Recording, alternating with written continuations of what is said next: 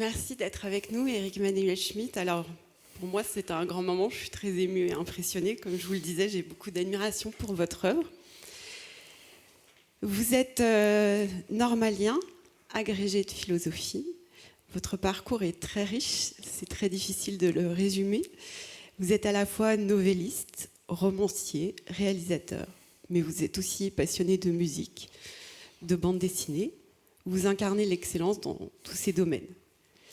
C'est très jeune qu'est née votre vocation, parce que, sauf si je ne me trompe, je sais que c'est à la suite d'une représentation de Cyrano de Bergerac que le talent et l'envie de poursuivre vous est venu, puisque vous avez dit à la sortie de cette représentation à votre maman, « Je veux être comme le monsieur sur l'affiche ». Oui, le monsieur qui avait fait pleurer tout le monde. Le monsieur qui avait fait pleurer tout le monde. C'était mon but dans la vie, faire pleurer tout le monde. Et ma mère, qui était amoureuse de Jean Marais, qui venait de jouer Cyrano de Bergerac, m'a dit « Tu veux être acteur ?» Et moi, j'ai regardé l'affiche et j'ai dit « Non, je veux faire Edmond Rostand. » Voilà. Donc, vous ne m'en voudrez pas, Éric Emmanuel Schmitt, je ne vais pas citer toute votre œuvre. Oui. Parce que j'empiéterais sur votre temps de parole et ce serait dommage. Mais pour moi, dans tout ce que vous faites, vous incarnez l'homme qui voyait à travers les visages. Vous nous parlez de famille, d'amour, de trahison, de désillusion, de croyance. Vous nous faites réaliser à quel point la vie est fragile, à quel point il suffit d'un rien pour que tout bascule. Vous nous poussez à nous interroger sur nos ambivalences, nos contradictions, mais toujours avec beaucoup de douceur et de bienveillance. Votre générosité se révèle également aujourd'hui dans votre volonté de transmettre, puisque depuis quelques mois, vous avez réalisé des masterclass, grâce à Evelyne d'ailleurs, qu'on remercie, pour transmettre votre méthode d'écriture. Enfin, pas pour transmettre ma méthode d'écriture, pour permettre éventuellement à celui qui veut écrire de devenir l'écrivain que peut-être il est. Alors, ce que je veux dire, c'est qu'il n'y a pas, c'est pas du tout le système américain qui consiste à dire voilà comment on fait, comment on introduit un roman, comment on construit une histoire, etc. Où finalement on plaque des schémas et on demande à l'étudiant d'appliquer ces schémas. C'est plutôt vraiment un voyage existentiel et technique que je propose pour que vous alliez à la découverte de l'écrivain qui peut-être est en vous. Parce que, Alors justement, j'aime bien le peut-être, parce que je vais oui. vous poser la question, parce que j'ai écouté vos masterclass. Est-ce que on peut dire que chacun d'entre nous est capable d'écrire un roman à succès? Et quelle est la recette magique pour révéler notre processus créatif? C'est notre thème du jour. Nous vous écoutons.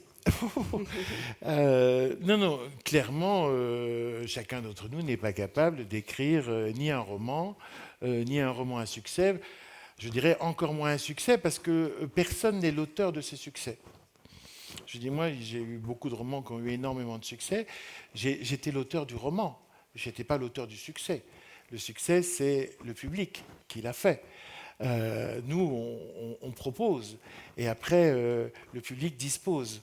Je me souviens d'ailleurs de cette morale très humble du succès, parce que j'ai eu le bonheur au théâtre de travailler avec Belmondo, entre autres. Et la dernière pièce qu'a joué Jean-Paul, c'était Frédéric, au Boulevard du Crime, la pièce que j'avais écrite pour lui. Et cet homme qui était quand même la star du cinéma français se réjouissait de notre succès, mais comme un débutant. C'est-à-dire pour lui, ce n'était pas acquis. C'était une merveille qui arrivait. 2 ans avant, j'avais travaillé avec Delon, ce n'était pas du tout la même mentalité. On faisait un triomphe, mais c'était normal. Bon, conclusion, il y avait un homme joyeux qui goûtait la vie, qui prenait des risques, qui était toujours finalement un funambule sur un fil et qui avait une conception de la vie aventureuse et joyeuse. Et puis il y avait un homme plus sombre qui considérait que les choses lui étaient dues. Et donc, quand le succès était là, c'était normal, il ne s'en réjouissait pas. Et quand le succès n'était pas là, c'était une insulte personnelle. Donc voilà, 2 façons d'aborder la vie. Donc on n'est jamais l'auteur de ses succès, on est l'auteur de ses livres. Ensuite, écrivain, on a tous appris à écrire. Est-ce que ça nous a rendus écrivains? On est plutôt des écrivants que des écrivains. C'est une distinction que faisait le grand critique Roland Barthes. Il disait, parfois on est écrivain, parfois on est écrivant. Qu'est-ce que c'est l'écrivant? C'est nous tous, lorsque nous écrivons pour communiquer, pour donner une recette de cuisine, pour faire une note de synthèse, pour indiquer aux autres les actions qui doivent être engagées, pour résumer une conférence, etc. On est écrivant, c'est-à-dire que l'écriture n'est qu'un moyen. Et puis, parfois, on est écrivain. C'est-à-dire que l'écriture n'est pas seulement un moyen, elle devient aussi une fin. C'est-à-dire on s'intéresse au médium, on s'intéresse aux moyens et on essaye de jouir de ce qu'on peut faire avec le moyen, c'est-à-dire avec les phrases, les mots, la syntaxe, les rythmes, la musique, etc. C'est à ce moment-là qu'on se met à avoir un regard, une écoute, une attention d'écrivain. Aux mots. Donc on est libre de rester écrivant, ça on l'a tous été, on a appris à l'être, ou peut-être de développer cette fibre, celle de l'écrivain, c'est-à-dire travailler le médium qui nous permet de communiquer. Alors ça, c'est un goût que certains pratiquent dans la conversation, parce qu'ils ont le sens des formules, ils savent raconter, ils savent narrer une histoire, etc. Et puis, on veut aussi le développer sur la page. Et après, c'est en écrivant qu'on devient écrivain, c'est comme le forgeron. C'est-à-dire qu'on ne sait jamais l'écrivain qu'on est au moment où on commence à écrire. On veut toujours être l'écrivain qu'on admire plutôt que l'écrivain qu'on est. Moi, bien sûr, moi j'ai commencé par admirer des auteurs et c'est pour ça que j'ai voulu essayer. Et donc j'ai d'abord fait le perroquet, le singe, j'ai imité. En plus j'étais doué, donc j'imitais très bien. Mais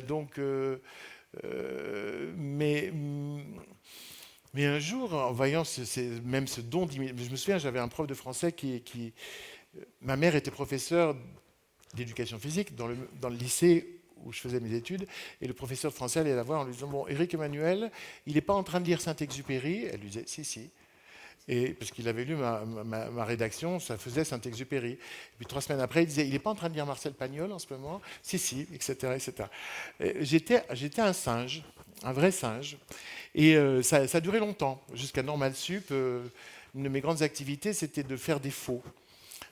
Pour les anniversaires, je fêtais l'anniversaire à la Chateaubriand, à la Marguerite Duras, ça c'est plus facile, etc., etc.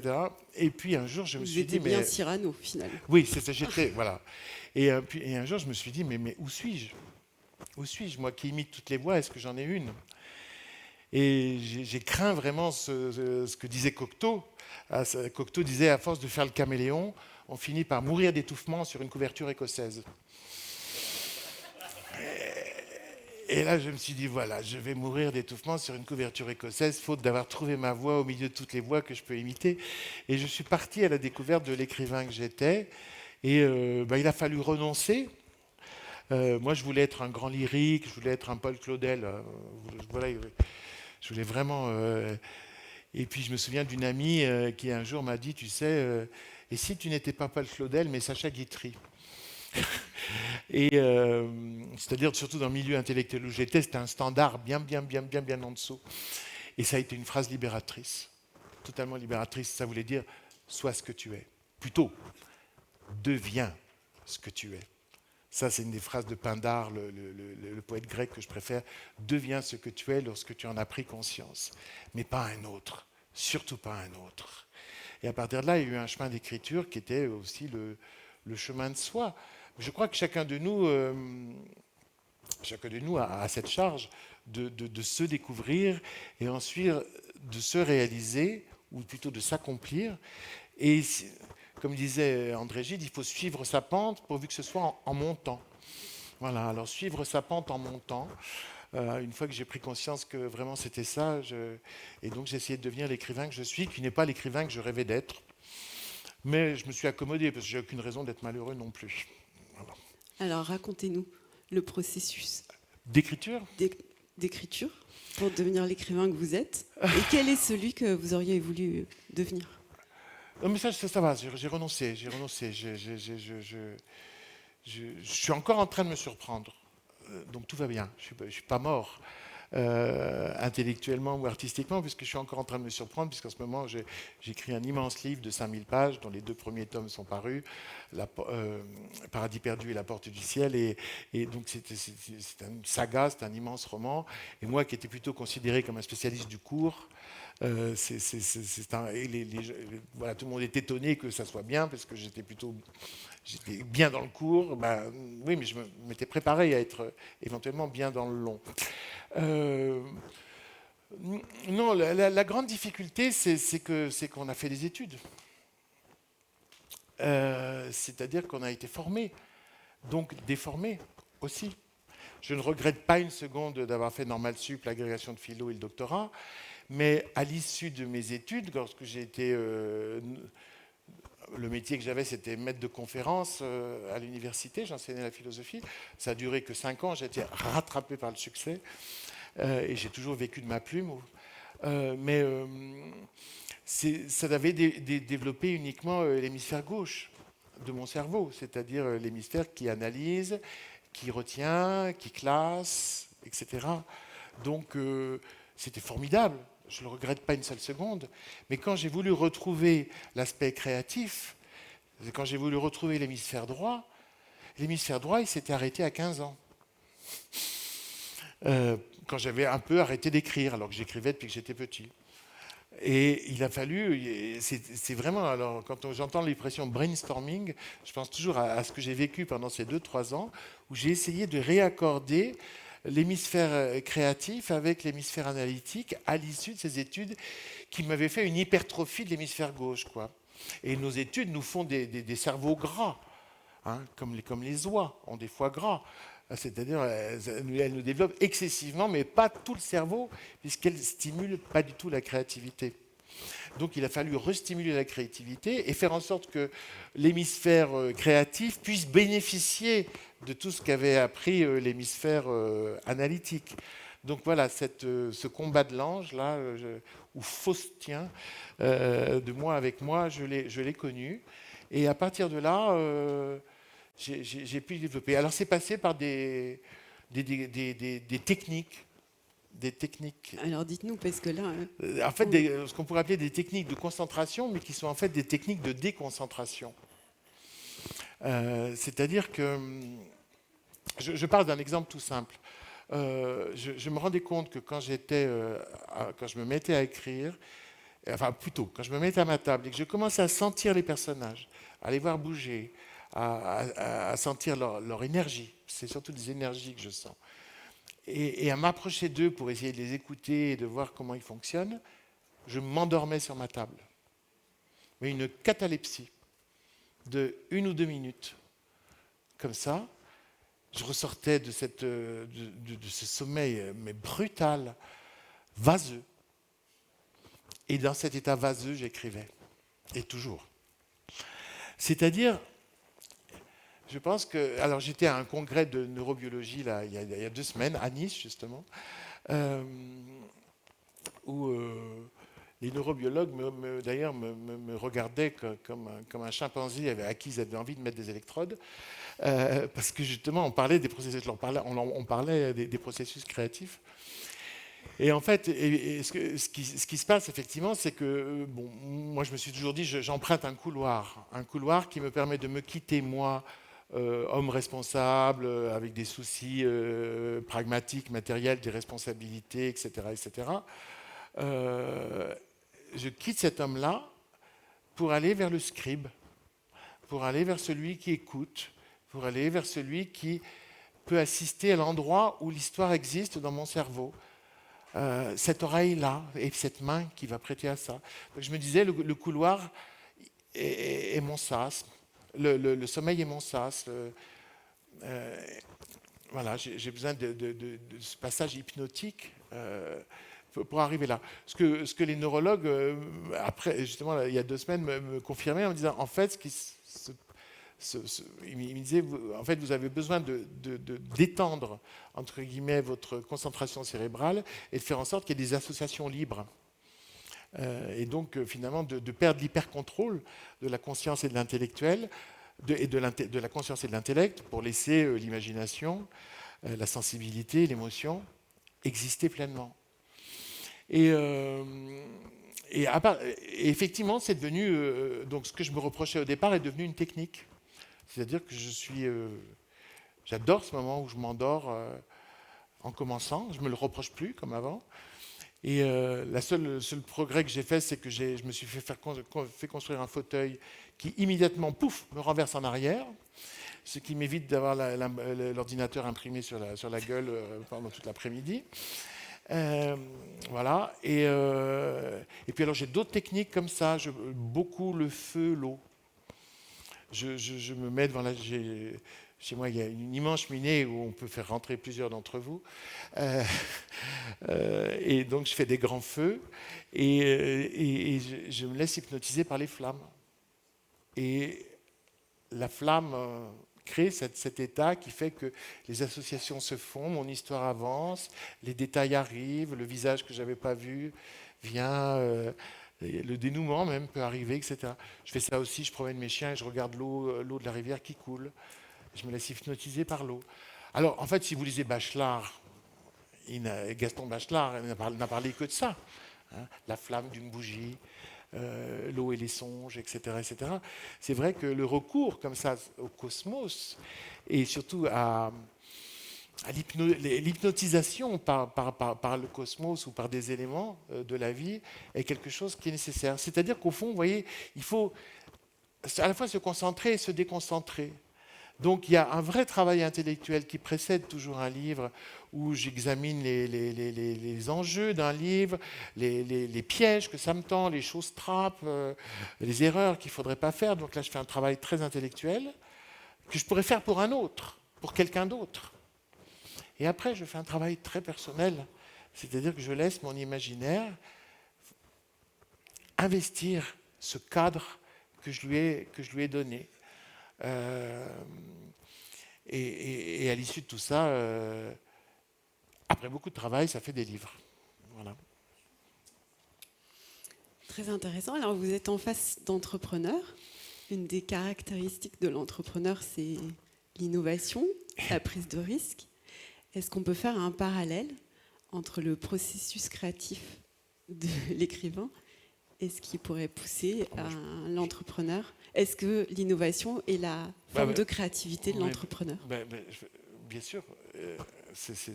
Diderot on a très très bien parlé. C'est le moment de l'invention. C'est l'esprit analogique, c'est-à-dire tout d'un coup on a une idée où on pique un paradigme, un modèle qui existe dans un autre domaine et on l'amène dans un autre champ, et tout d'un coup c'est l'idée géniale, que ce soit en sciences, dans le monde entrepreneurial, etc. C'est tout d'un coup l'invention, le moment de la création qui est irrationnel. Alors après, le bon entrepreneur, c'est à la fois celui qui a ce sens de l'irrationnel, comme l'écrivain, et puis après le sens du rationnel, c'est-à-dire qui organise la réalisation de cette idée. Mais nous, c'est pareil, on a une intuition d'une histoire, et après on doit travailler, parce qu'un roman, c'est pas une idée, c'est 1000 idées. Donc après, on doit faire en sorte que ça s'agrège, qu'il y ait une espèce de nébuleuse dans l'esprit qui existe. Et puis après, il y a tout le travail vraiment très rationnel, d'organisation du travail, parce qu'un livre, c'est des tas d'étapes. Ça ne s'écrit pas comme ça, en continu, quoi.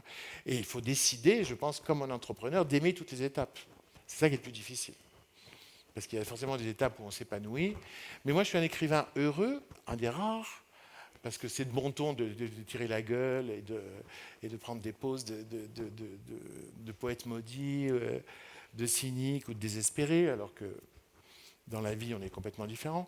Donc, moi, je suis un écrivain heureux parce que j'ai décidé que j'aimais tout de mon travail. Le moment où j'y arrive pas, le moment où j'y arrive, le moment où je crée, où là je subis vraiment la puissance créative, mais le moment où je corrige, parce qu'il y a un geste créatif, un seul, et j'écris sans m'arrêter, mais après il y a les 1000 gestes de l'artisan, après le geste de l'artiste.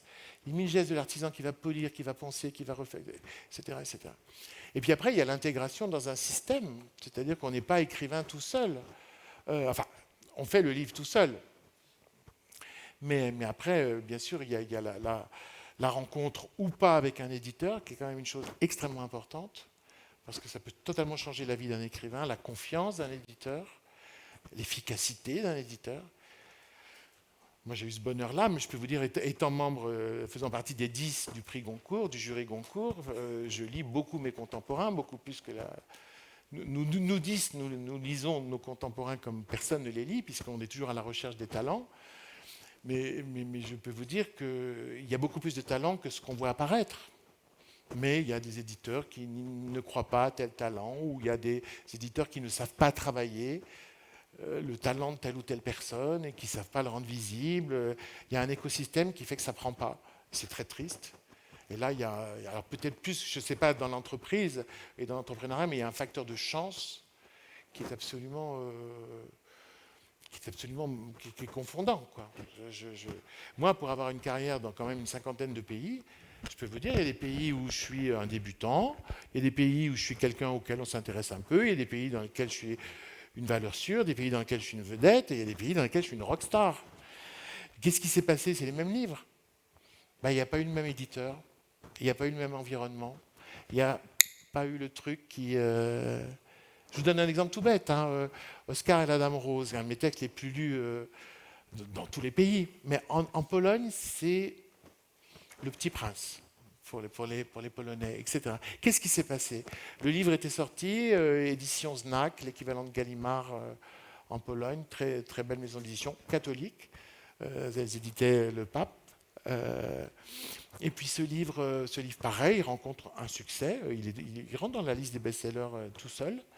Et puis c'était les Jeux Olympiques et une nageuse polonaise extraordinaire gagne 3 médailles d'or. Et donc toute la Pologne est devant la télévision pour la troisième course de cette nageuse et elle la gagne. Et dans son émotion, avec sa troisième médaille, elle dit tout ce que m'apporteront ces médailles, tout l'argent que m'apportera ces médailles, je les investirai dans la cause des enfants malades. Parce que depuis que j'ai lu Oscar et la Dame Rose d'Éric Emmanuel Schmitt, c'est devenu la cause de ma vie. Le mélange a fait que, une explosion. Vous voyez, je pourrais vous raconter des histoires comme ça en Allemagne, en Russie, etc. etc. Donc, voilà. Encore une fois, le succès, c'est des circonstances et un écosystème qui vous est favorable et qui ne vous est pas favorable. Mais je pense que pour vous, entrepreneurs, j'enfonce une porte ouverte. Au moins, ça fait pas mal à l'épaule. Voilà. Bon, cela dit, vous êtes... Justement, comment vous expliquez aujourd'hui? Vous êtes l'auteur qui est le plus étudié dans les collèges et dans les lycées. Ah, ça, j'y suis pour rien. Non, mais expliquez-nous, il y a forcément... Les jeunes ne lisent plus, très peu. On a beaucoup de mal à les faire lire. Oui. Mais ils lisent Éric Emmanuel Schmitt. Comment vous l'expliquez? Vous faites appel à l'esprit d'enfant? Aux émotions? Peut-être. D'abord parce que moi, je m'ennuie très vite. Donc, quand j'écris, j'essaye de ne pas ennuyer. Vraiment, je suis un très mauvais spectateur, je suis un très mauvais lecteur. Je m'ennuie très vite. Soit j'ai vite compris, donc avant la fin de la phrase, je suis déjà en train de m'ennuyer. Soit ça ne me surprend pas, parce que au bout de 4 phrases, j'ai compris jusqu'où on allait. Et voilà. Donc, quand j'écris, j'essaye d'être vif, d'être surprenant, de cracoler, déjà pas m'embêter moi. Alors je pense que ça joue beaucoup pour des lecteurs qui ne sont pas lecteurs. Parce que le grand lecteur, celui dont l'activité préférée est la lecture, il accepte de s'ennuyer. Vous voyez, moi, entre guillemets, dans la vie, je suis quelqu'un qui s'ennuie vite, mais par exemple, quand je prends ma casquette de membre du jury Goncourt, j'accepte de m'ennuyer. Au sens où je deviens comme un grand... Voilà, bon. Et je suis ravi quand je ne m'ennuie pas, mais c'est toujours un peu une surprise quand même. Non, mais on me dit toujours quels sont les livres que vous préférez quand vous recevez au Goncourt. Je dis toujours, c'est ceux dont je vois qu'ils sont nuls en 10 pages. Parce que ceux-là, je n'ai pas à les lire. Mais le problème, c'est les moyens bons. Les moyens bons, que mes collègues vont aimer. Et donc, je vais être obligé de lire jusqu'au bout pour savoir ce que moi aussi j'en pense. Vous voyez? Bon, passons. Donc voilà, je pense, moi je m'ennuie vite, donc j'essaie de ne pas ennuyer. Et puis je pense qu'effectivement, l'esprit d'enfance, voilà, vous touchez un point qui pour moi est extrêmement important. C'est-à-dire que je crois qu'il faut... Bon, l'enfance, c'est un pays qu'on découvre qu'une fois qu'on passe sa frontière, quand on l'a quitté. On se retourne et on se dit, ah ouais, c'était ça l'enfance. On ne sait pas qu'on est enfant quand on est enfant. On sait que l'enfance est un territoire une fois qu'on l'a quitté. Et je trouve que sans du tout nostalgie, sans régression aucune, je pense qu'il y a des qualités de l'enfance qu'il faut recultiver dans l'âge adulte alors que la vie nous les a fait perdre. Une des premières qualités de l'enfant, c'est sa capacité de s'étonner. Je crois qu'il faut vraiment cultiver cette capacité de s'étonner. Platon, qui n'était pas le dernier des cons, disait que la première vertu du philosophe, c'était l'étonnement. S'étonner. On n'est pas philosophe si tout d'abord on ne s'étonne pas. Et ça, les enfants, c'est toujours pourquoi, comment. Hein, on a été comme ça. Alors les enfants sont spontanément philosophes, ils posent des questions, les adultes sont spontanément idiots, ils répondent. Donc il faudrait apprendre plutôt que de répondre des choses automatiques, à garder le sens du questionnement. Donc ça, c'est une qualité de l'enfance qu'on peut cultiver. Il y a aussi l'humilité qu'il y a dans l'enfance. L'enfant sait qu'il ne sait pas. Souvenez-vous, Socrate disait que c'était aussi une des premières étapes de la philosophie, savoir qu'on ne sait pas. Et ça, je pense que c'est très très important de se dire qu'on avance dans la vie avec des savoirs provisoires ou avec des savoirs pratiques, mais qui ne sont pas forcément des certitudes et encore moins la vérité. Donc avoir l'humilité de distinguer ce qui est pratique, ce qui sert de ce qui est vrai. Donc ça, on le trouve dans l'enfance. Et puis alors, il y a une chose magnifique dans l'enfance et qu'on perd, c'est l'habitation naturelle du mystère. L'enfant habite naturellement un monde qui est plus grand que lui, qu'il dépasse. Et ça n'est pas un problème. Alors que pour nous, c'est un problème. On veut toujours savoir. On veut toujours combler les gouffres de l'ignorance en affirmant quelque chose. Moi, je me souviens, c'était dans ma jeunesse, justement, mais c'était pas dans les calanques en vacances dans les calanques de Marseille. On était un groupe d'ados, puis il y avait des Suédoises. Et alors, évidemment, les mecs draguaient les Suédoises. Et il y en a une qui dit, on est à quelle hauteur ici, sur le rocher?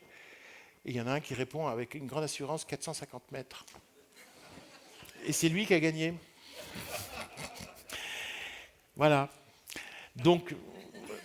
Mais il n'était pas dupe. Voilà, ça au moins c'était bien. C'était un cynique et il est resté toute sa vie. Il est très drôle. Mais voilà, on prétend savoir, mais il faut plutôt savoir qu'on ne sait pas. Et ça, c'est des qualités de l'enfance. Donc peut-être qu'effectivement, les jeunes qui sont beaucoup plus dans le questionnement que dans l'affirmation retrouvent avec moi ce forget du questionnement. Merci Emmanuel Schmitt. Je voudrais éviter que vous vous ennuyiez. Donc je vous propose qu'on prenne des questions dans la salle. Oui. Parce que j'ai compris que... Vous ne m'ennuyez pas du tout. Hein.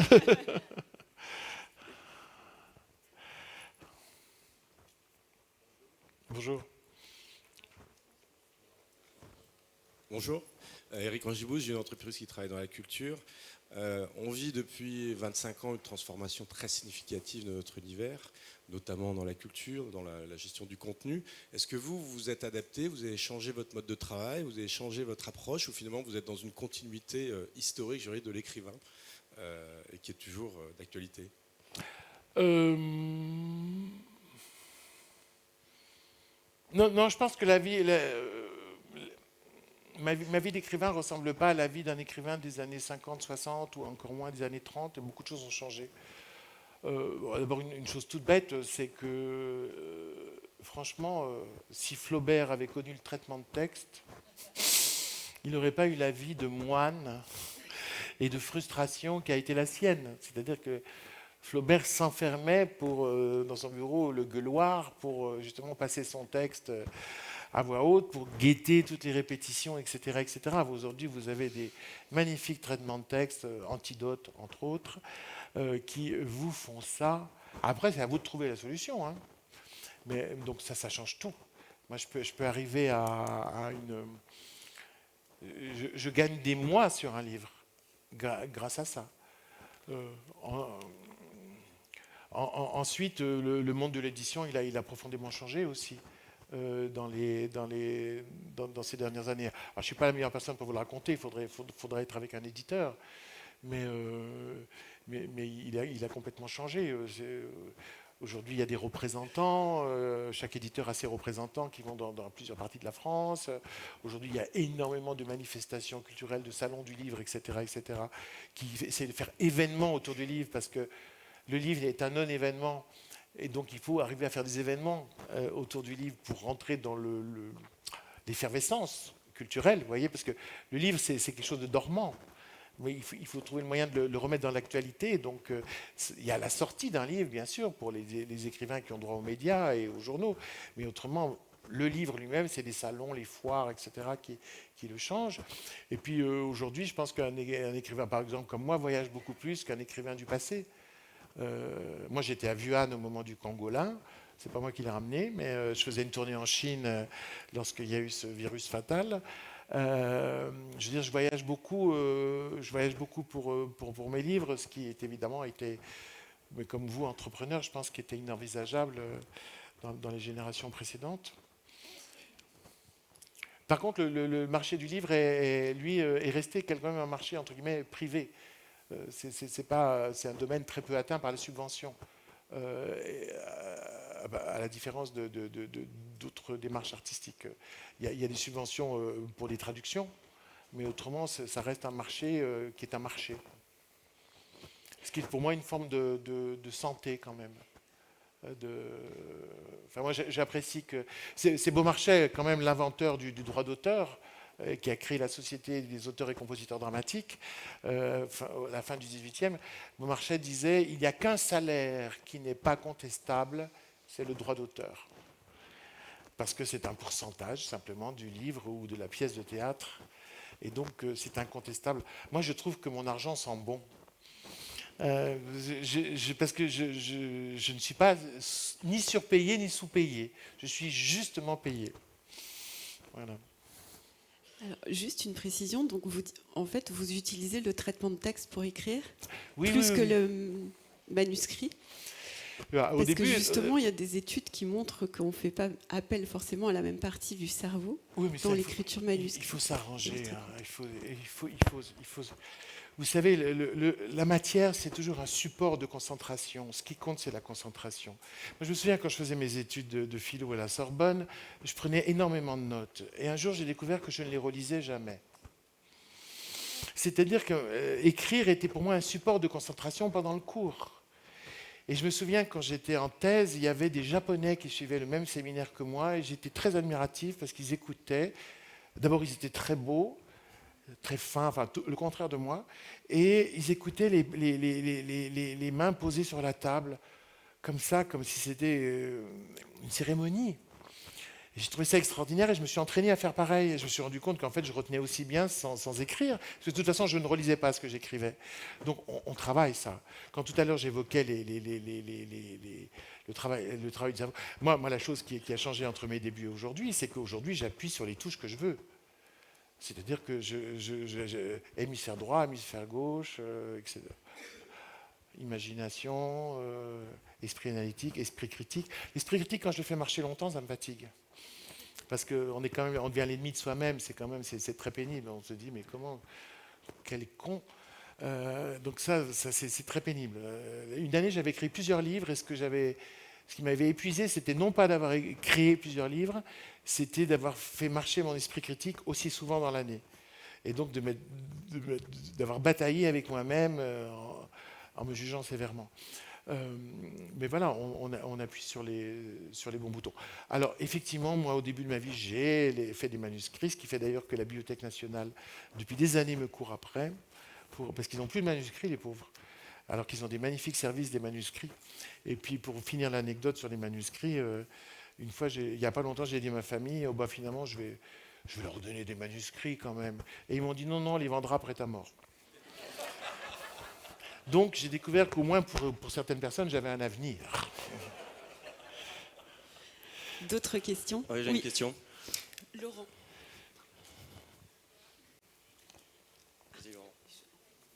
désolée, mais je ne vois rien. Donc Bon, je me lance. Bonjour. Est-ce que quand on est écrivain, on n'écrit pas avant tout pour être lu? Et est-ce que dans votre dernier ouvrage de 5000 pages, est-ce que vous craignez pas que ça réduise un peu le nombre de lecteurs? J'ai une deuxième question. Je suis amateur de bande dessinée. Est-ce que vous auriez une recommandation d'un ouvrage ou d'une série? Merci. Alors là, je me suis très peu penché sur la bande dessinée ces dernières années, parce que depuis que je suis au Goncourt, je ne fais que lire mes contemporains et mes contemporains francophones. Je lis plus de littérature étrangère à cause de cette obligation de lecture. Je précise qu'on est bénévole quand on est au Goncourt.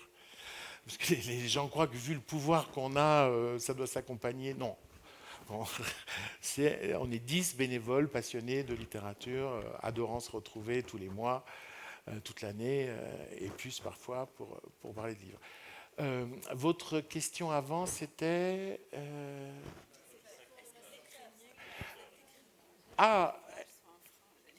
est-ce qu'écrire des longs ouvrages soit un frein? Pas du tout. Parce que... Mais vraiment pas du tout. Parce que si le livre est passionnant, pour l'instant c'est ce qui se passe, alors que je m'épuise à écrire les livres, je rencontre les gens qui me disent alors le suivant. Vous vendez autant de livres de 200 pages que de 5000 pages? Alors là, chacun fait 500 pages. Oui. Oui, tout à fait. Oui, il n'y a pas de... Prenez la liste des best-sellers de l'Express, vous verrez. Non, il y a des... Alors, il y a des gens qui ont peur, parce qu'il y a des gens qui aiment lire, mais qui ont peur des gros livres. J'en fais partie d'ailleurs.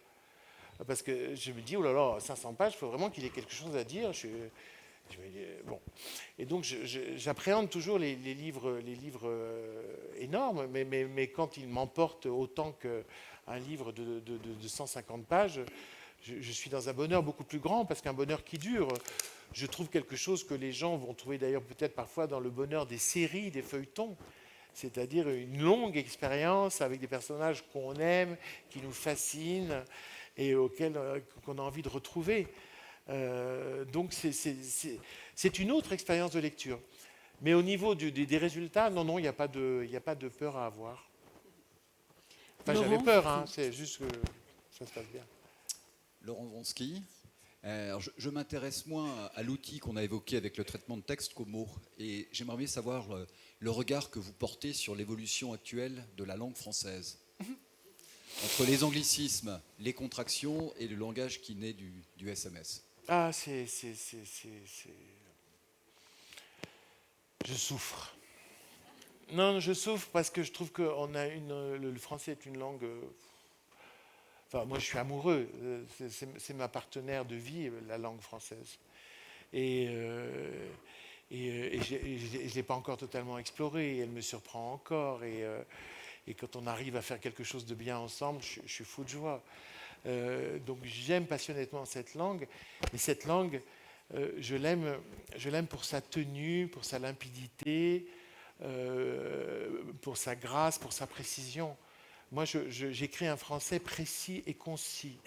Je souffre parfois en traduction de perdre ma précision. Par exemple, en anglais, je perds ma précision. Je gagne en concision, parce que l'anglais ramasse, mais je perds ma précision. Alors que ma précision, je vais totalement la garder en allemand ou la garder en italien, etc. Donc voilà, j'aime passionnément, moi, cette langue française, et j'ai horreur des anglicismes, mais horreur, mais c'est épouvantable.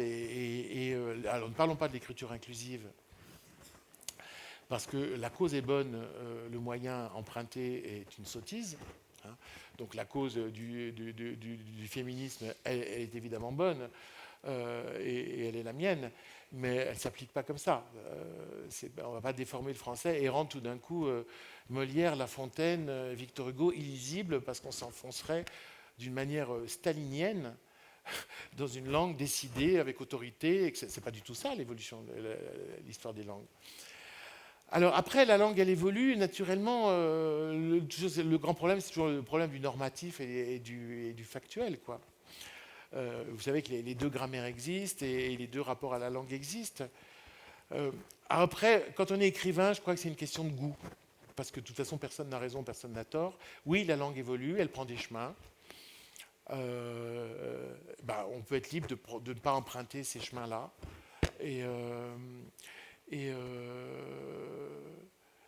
Moi, j'ai une espèce d'idéal type du français avec lequel j'écris. Alors maintenant, je suis assez vieux pour me dire que je n'avais pas totalement tort, au sens où on commence par exemple, cette année, on rejouait à Paris la pièce de théâtre Le Visiteur qui m'avait fait connaître en 1993, donc 30 ans après.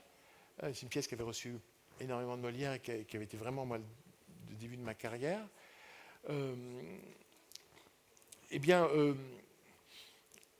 Ça n'a pas vieilli. Ça n'a pas vieilli non pas parce que c'était vieux dès le départ, mais parce que je m'étais mis dans une langue qui me paraît être un espèce de français qui n'est pas soumis à la mode, à l'ici maintenant, à la tendance du moment. Et donc dans une langue classique moderne. Et je vois 30 ans après, les gens me disent « Ah, ça n'a pas pris une ride, c'est extraordinaire. » Puis quelle langue? Ah bah d'accord. Il était temps de s'en rendre compte. Voilà.